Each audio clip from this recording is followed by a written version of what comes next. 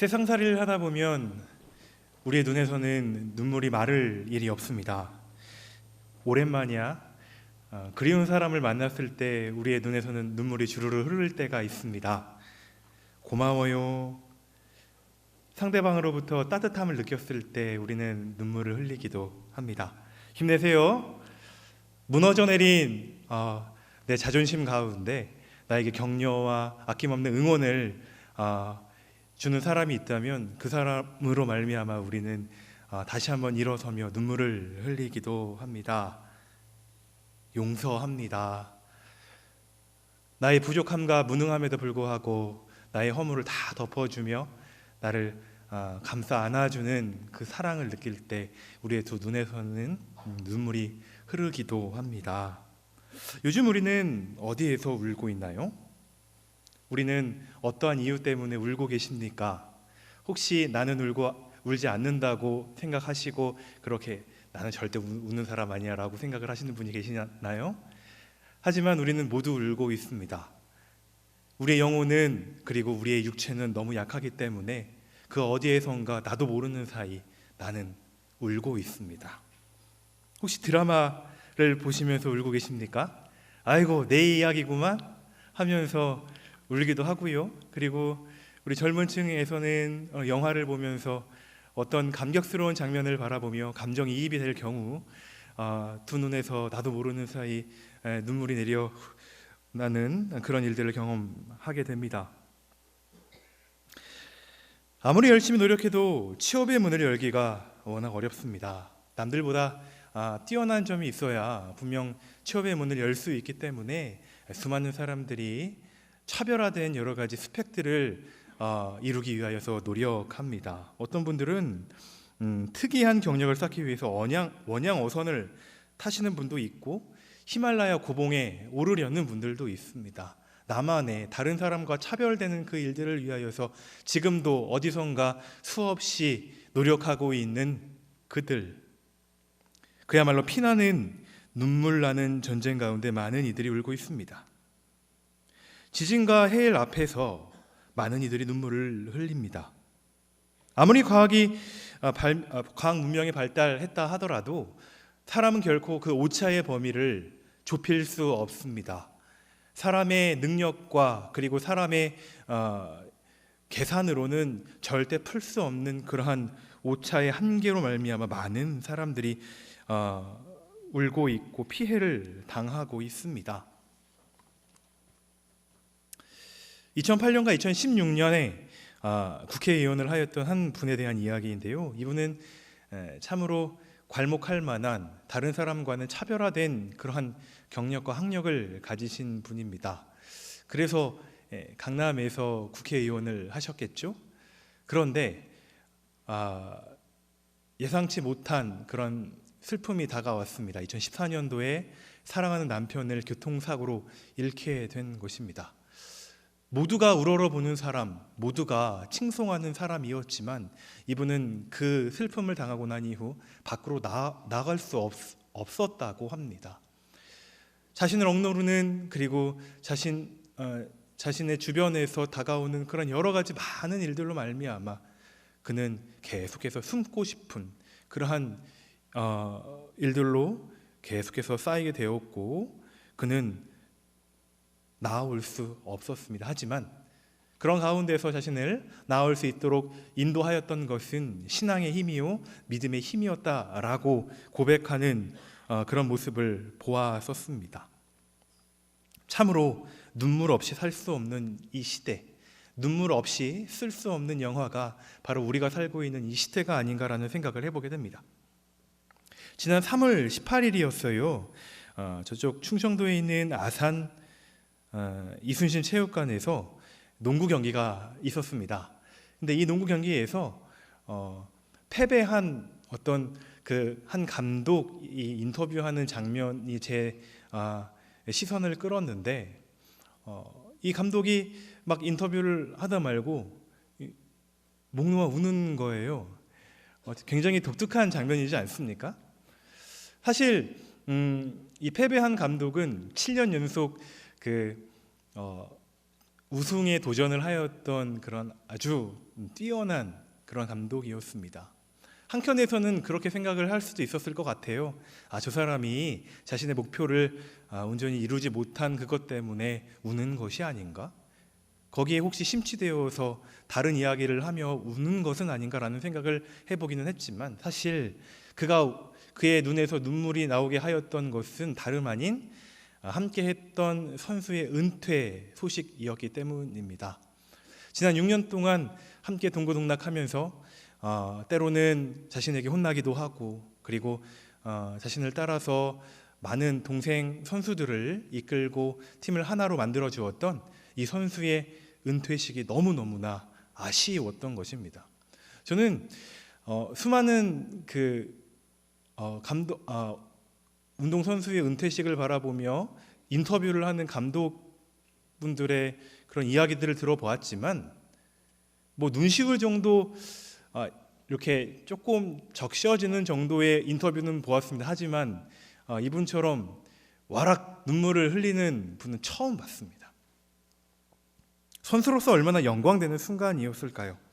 자신의 은퇴를 눈물을 흘리면서까지 아쉬워해주는 그 감독과 함께 열심히 운동을 했다라고 하는 그 사실 하나만으로 이 선수는 너무너무나 기뻤을 것입니다. 그것이 이 선수에게 하나의 훈장으로 자리 잡고 있지 않을까라는 생각을 해보아요. 여러분, 눈물은 고귀합니다. 눈물은 특별합니다. 눈물은 강력한 메시지를 가지고 있습니다. 다른 사람들과 대화를 할 때 눈물 어린 이야기와 호소를 하게 된다면 상대방은 분명 움직입니다. 왜냐하면 눈물은 쉽게 흘러내리는 것도 아니지만 눈물은 그 사람의 진실을 담고 있기 때문입니다. 송명희 씨가 눈물에 대한 다음과 같은 시를 썼더라고요. 눈물은 고귀한 것, 사람에게 주신 특권이라. 눈물은 고귀한 것, 천사는 눈물을 흘릴 수 없다. 천사가 갖고 있지 않은 것, 우리는 갖고 있지 아니한가. 눈물은 고귀한 것, 눈물을 흘릴 땐 심령은 상하나 눈물로 기도하면 반드시 이루어 주시리. 순수 너의 눈물을 닦아주시는 주님을 배울 수 있으리. 우리는 오늘 주의 귀한 날을 경험을 하며 하나님 앞에 귀한 경배와 찬양과 기도와 내 자신의 귀한 삶의 제사를 드리며 하나님 앞에 어떠한 눈물을 흘리고 계십니까? 반면 세상 사람들은 이 시간 무엇을 하고 있을까요? 우리는 하나님 앞에 예배드리는 이것이 너무나 익숙하고, 그리고 하나님 앞에 예배를 드리는 이 자리가, 이 순간이 우리들에게는 너무너무 중요하다라는 사실을 알고 있기 때문에 이 자리에 하나님 앞에 나와 있습니다. 하지만 세상 사람들은 이 시간 무엇을 하고 있을까요? 지금 시각 3시를 가리키고 있습니다. 동해안에서 놀고 있을까요? 서해안에서 놀고 있을까요? 미세먼지가 너무 많아서 많은 사람들이 동해안 쪽에 몰린다는 그런 소식이 있기는 하지만, 우리는 사실 그들의 삶이 어떠한 삶을 살고 있는지, 지금 이 시간 무엇을 하고 있는지 별로 생각을 해본 적이 없습니다. 세상 사람들은 환경에 따라 움직이고 여론에 따라 행동하며 유행에 따라 생활합니다. 요즘 어떤 것이 유행을 하고 있습니까? 어떤 것이 우리의 마음을 사로잡고 있습니까? 그렇게 세상을 따라가는 자들은 실상 세상을 두려워합니다. 세상을 따라가는데 세상을 두려워한다는 거 굉장히 역설적이지 않습니까? 그래서 그들은 나무나 바위, 그리고 하늘과 달을 등에 빕니다. 또한 권력과 명예, 재물을 의지하며 그 앞에 무릎을 꿇고 빌기도 하지요. 세상을 두려워하는 자들은 자신의 생각, 계획, 말, 행동을 세상과 타협하거나 세상에 예속시킵니다. 지난 16일 중국 장수성에서 있었던 일인데요. 올해 13살 되는 남자 아이가 37살 되는 엄마를 흉기로 찔러 살해한 사건이 있었습니다. 엄마는 이 아이가 정말 걱정이 됐어요. 왜냐하면 공부는 하지 않고 계속해서 반려견과 놀았거든요. 시험이 있어도 놀고 무슨 심부름을 해도 놀고 결국 어떤 순간적인 충동에서 일어난 일이었겠죠. 엄마는 이 반려견을 죽였습니다. 그리고 이 광경을 보았던 이 13살 남자아이는 자신에게 차오르는 이 분노를 조절할 수가 없어서 흉기를 들어 어머니를 향해 쭉 내밀었습니다. 그리고 어머니는 죽었습니다. 근데 더 놀라운 것은요, 이 일이 있고 난 이후 이 아이는 주변 식당에 가서 물도 시키고 그리고 음식도 시켜 먹으며 태연하게 있었다라는 거예요. 이 아이는 세상을 통해 무엇을 보았을까요? 이 아이는 자신에게 다가오는 수많은 여러 가지 정보도 있을 것이고 문화도 있을 것이고 많은 이야기도 있었을 거예요. 근데 그런 여러 가지 많은 부분들을 접하면서 이 아이는 무슨 생각을 하며 지금까지 살아왔을까요? 그리고 그것이 이 아이를 어떻게 조종하고 있었길래 그 분노를 참지 못한 채 어머니를 죽이고 태연하게 그렇게 식당에서 음식을 시켜 먹을 수 있었을까요? 이 세상의 소리는 진실이 아닙니다. 오로지 우리 주의 말씀, 성령 하나님께서 우리들의 귓가에 들려주시는 살아계신 주의 말씀만이 우리들에게 참이요 진리인 줄 믿습니다. 우리를 붙들어 주시는 그 말씀 그 이외의 것은 우리를 흔들리게 하는 것이요, 그리고 지금 내 곁에서 말씀하시는 그 은혜만이 우리를 붙들고 우리를 참된 길로 인도하시는 귀한 은혜인 줄 믿습니다. 우리는 끊임없이 지금 이 시간에도 죄와 싸우고 있습니다.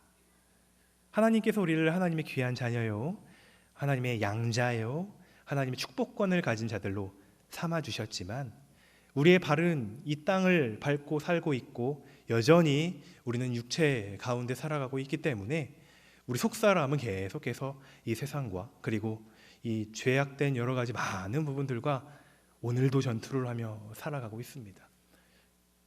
내 안에 나도 알지 못하는 여러 가지 많은 일들로 말미암아 내 영혼은 울고 있고 내 영혼은 다시 한번 하나님 앞에 나아가길 원합니다. 그러나 또 한켠에서는 하나님의 자녀가 된 우리를 계속해서 죄악의 구렁텅이로 빠져들게 하려고 하는 그런 악한 사단의 괴계 역시 존재하고 있습니다. 우리 지진이 났다고 한번 가정해 볼까요? 어린이가 건물 밖으로 나오지 못한 채 큰 화염과 무너져 내리는 건물 속에 있습니다. 자신의 힘으로는 도저히 탈출할 수 없는 그런 상황 가운데 이 아이가 할 수 있는 일은 오직 부모님의 이름을 목 놓아 부르는 것이었습니다.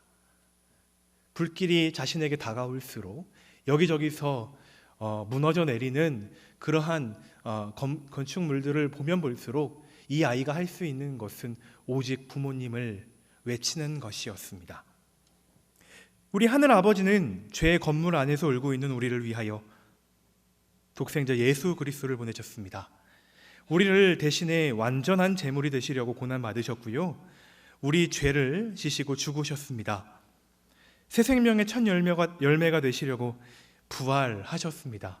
그분의 귀한 은혜로 말미암아 우리는 다시 한번 하나님 앞에 나아갈 수 있고 주의 얼굴을 바라볼 수 있고 주를 향한 선한 소망을, 선한 꿈을 꿀 수 있는 귀한 은총의 자리 가운데 우리는 지금 서 있는 것입니다. 1982년도에 있었던 일인데요, 어떤 14살 되는 지체장애 여자 소녀가 있었대요.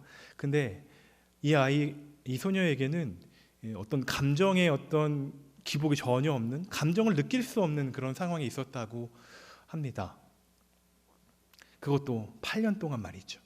이 아이는 8년 동안 웃어보지도 울어보지도 못한 그런 상황이었습니다.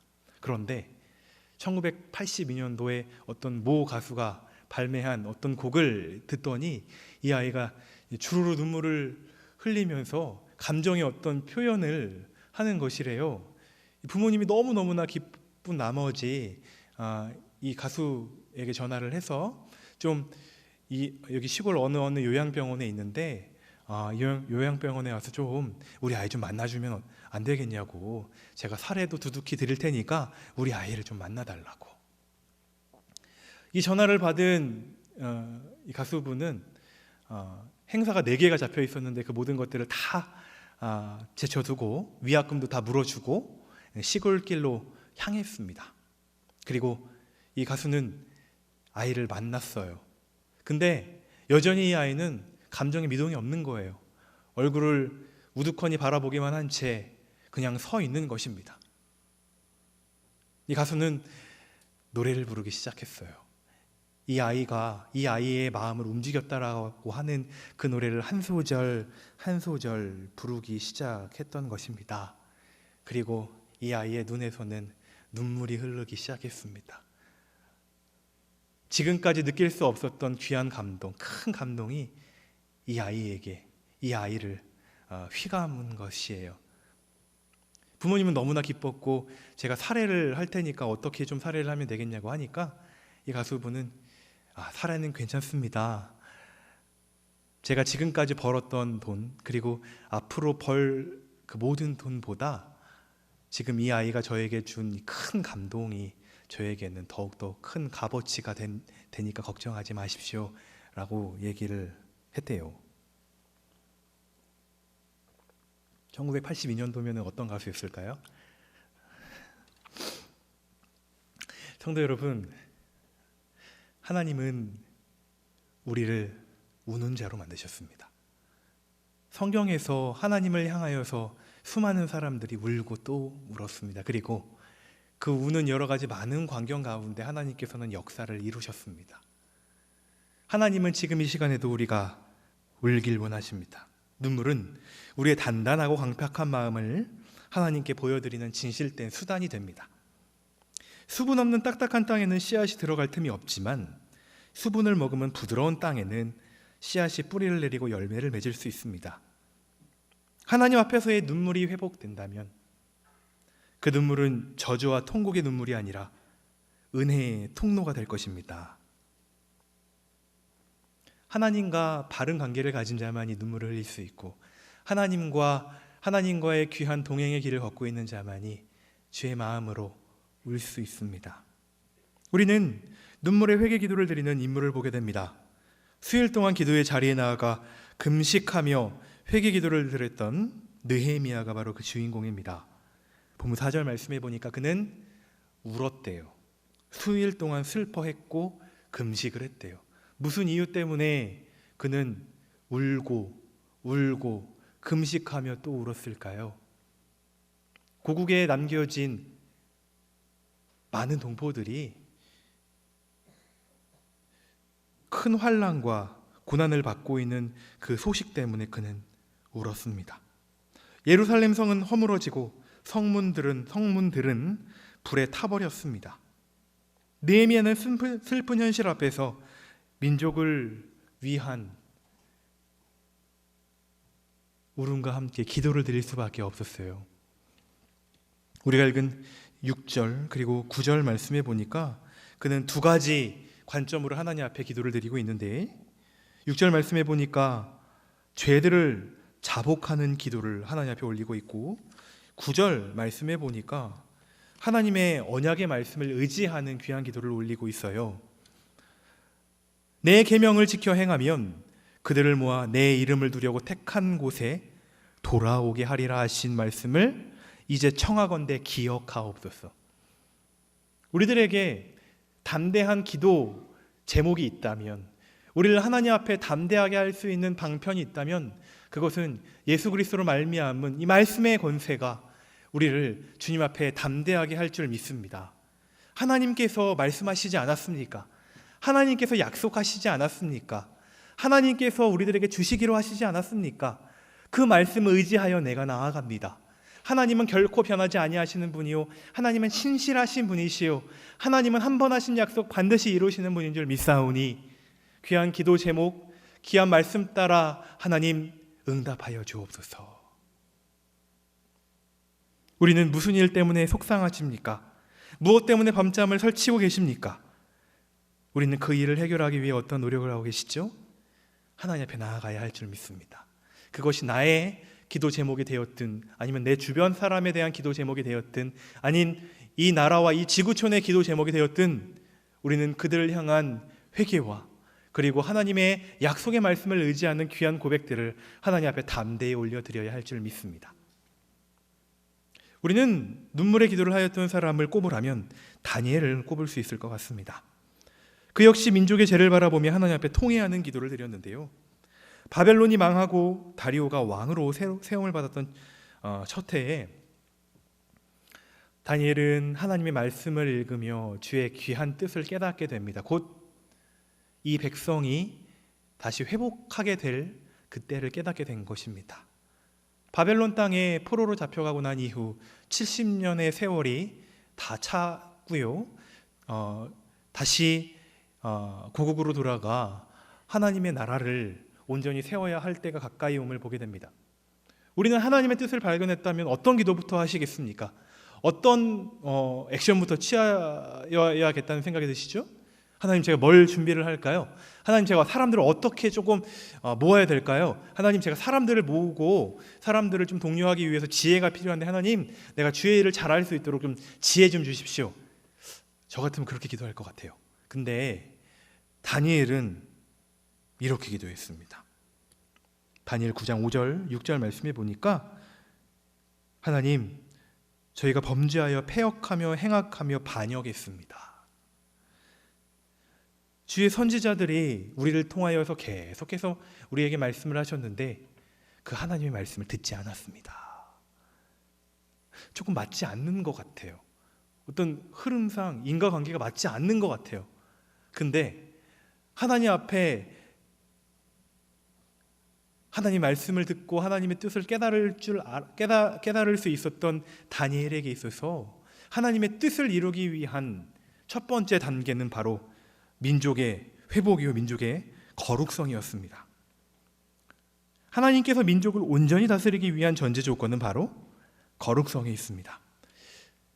이스라엘 백성들이 출애굽을 했을 때로 한번 돌아가 볼까요? 그들이 많은 양식과 은과 금과 폐물들과 여러 가지 많은 것들을 애굽 사람들로부터 가지고 그 땅에서 나왔습니다. 하나님께서는 그들의 모습을 바라보며 여호와의 군대가 가고 있다라고 표현을 하셨습니다. 그들은 비록 총과 칼은 없었지만 만군의 여호와 하나님의 능력 가운데 있는 그들은 그 누구보다도 강한 군대였고 그 누구보다도 강한 군사들이었습니다. 그리고 그들에게 하나님께서는 이 말씀을 주셨어요. 너희는 거룩하라. 이는 나 여호와 너희 하나님이 거룩함이니라. 다니엘은 그 광경을 다시 한번 회상합니다. 그리고 이스라엘 백성들이 옛적 조상들을 붙들어 주셨던 그 하나님의 능력이 우리들과 함께하기를 간절히 바라는 마음으로 다니엘은 제2의 모세로서 역할을 감당을 하려고 했던 것입니다. 그리고 그 일들을 바라보며 하나님 앞에 우리가 주님 앞에 거룩성을 회복할 수 있도록 인도하여 주시옵소서. 민족을 향한 다니엘의 기도는 여기서 끝나지 않았습니다. 페르시아 왕 고레스 3년에 다니엘은 88세의 고령이었습니다. 하나님께서는 다니엘을 3주 동안 간절한 기도의 자리로 이끄셨어요. 그리고 다니엘은 10장 2절 말씀에 보니까 새 이래 동안 슬퍼했다 이렇게 나와 있습니다. 여러 가지 많은 일들로 말미암아 이스라엘 백성들은 이제 자유의 몸이 되었거든요. 고레스 왕 3년이라고 한다면 고레스 왕 1년 때 원년에 이스라엘을 향한 자유가 선포되어 된 상황이고 그리고 많은 사람은 아니지만 그래도 가나안 땅으로 돌아가 어느 정도의 독립국가로서의 그런 모습들을 막 만들고 있었던 그런 상황이었습니다. 근데 무엇이 다니엘을 그토록 슬프게 했을까요? 너무너무나 슬퍼서 왜 3주 동안이나 그는 식음을 전폐하고 몸을 단장하는 모든 일들을 끊고 왜 하나님께 계속 기도만 드렸을까요? 그건 이스라엘 백성들 가운데 하나님을 향한 어떤 거룩한 욕심과 거룩한 어떤 사명감들이 식은 모습들을 보았기 때문입니다. 분명 고레스를 통하여서 독립이 그리고 가나안 땅으로의 돌아감이 이제 회복이 되었거든요. 근데 고작 가나안 땅으로 돌아간 사람은 5만 명이 되지 않았어요. 42,365명밖에 되지 않았습니다. 굉장히 적은 숫자예요. 70년 동안 바벨론에서 이스라엘 백성들이 지냈으니까 얼마나 많은 사람들이 살고 있었겠습니까? 그런데 하나님을 위하여서 예루살렘 땅에 하나님 성전을 건축하라 선포를 받고 이스라엘 땅으로 돌아가려고 했던 사람들이 채 5만 명이 되지 않았던 것입니다. 이뿐이 아니었어요.